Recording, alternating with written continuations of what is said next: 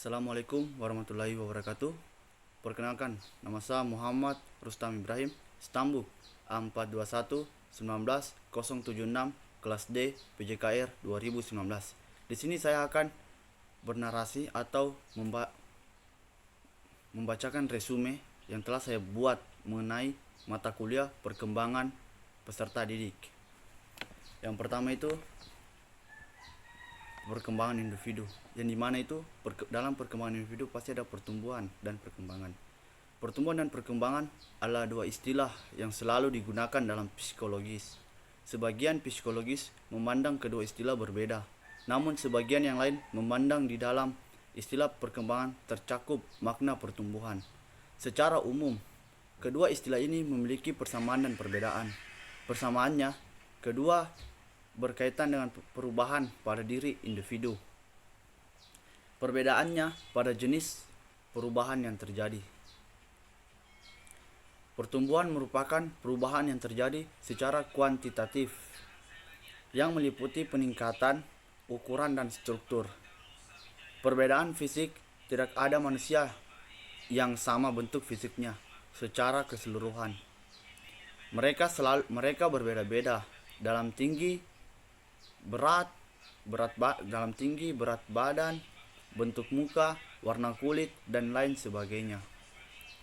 Pertumbuhan fisik adalah perubahan fisik yang terjadi dan merupakan gejala primer dalam pertumbuhan manusia. Setiap manusia juga dilahirkan dengan kemampuan kecerdasan yang berbeda. Perkembangan fisik manusia juga terdiri dari fisik dan psikis. Fisik merupakan tempat berkembang berbagai perkembangan manusia. Di dalam fisik terjadi perkembangan kognitif, sosial, moral, agama, dan bahasa fisik. Fisik juga merupakan tempat bagi perkembangan psikis manusia. Pertumbuhan dan perkembangan fisik manusia dimulai dari masa anak-anak, remaja, dewasa, dan usia lanjut. Yang dimana manusia juga memiliki perkembangan kognitif, yaitu dimana kemampuan berpikir manusia yang di dalam ajaran Islam dijelaskan bahwa manusia pada saat dilahirkan tidak mengetahui apapun. Tetapi Allah membekalinya dengan kemampuan, penginderaan, dan hati untuk mendapatkan pengetahuan. Manusia juga memiliki perkembangan sosial, yaitu di mana perkembangan sosial merupakan kematangan yang dicapai dalam hubungan sosial. Manusia juga memiliki emosi yang di mana emosi diartikan sebagian orang sebagai sebuah perasaan.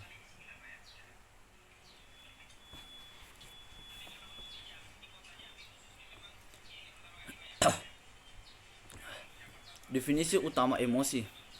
Emosi itu mempunyai definisi utama, yaitu mengacu pada perasaan yang kuat, yang melibatkan pikiran, perubahan fisiologis, dan ekspresi.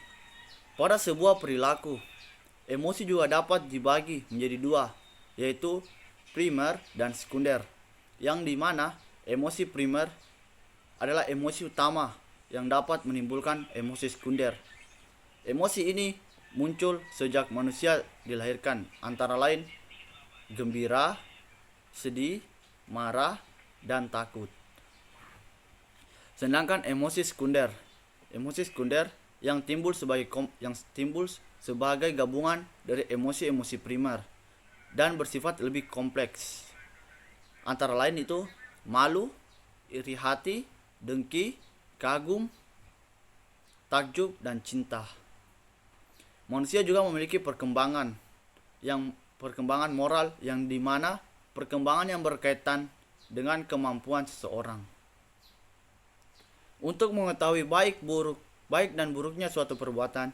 Jika perkembangan moral anak tidak terjadi sejak lahir, perkembangan agama pun pada anak menurut ajaran Islam telah ada sejak anak lahir. Jadi yang dikatakan nih, jika perkembangan moral anak itu tidak terjadi sejak lahir, namun perkembangan agama anak sudah, menurut ajaran Islam itu sudah ada sejak anak itu lahir. Jadi perkembangan moral anak itu tidak terjadi sejak lahir, namun perkembangan agama terjadi sejak anak lahir. Itu yang diajarkan menurut ajaran Islam. Ya, itulah tadi materi hasil rangkuman dari mata kuliah perkembangan peserta didik yang telah saya buat. Semoga dapat bermanfaat. Lebih dan kurangnya mohon dimaafkan. Saya akhiri. Assalamualaikum warahmatullahi wabarakatuh.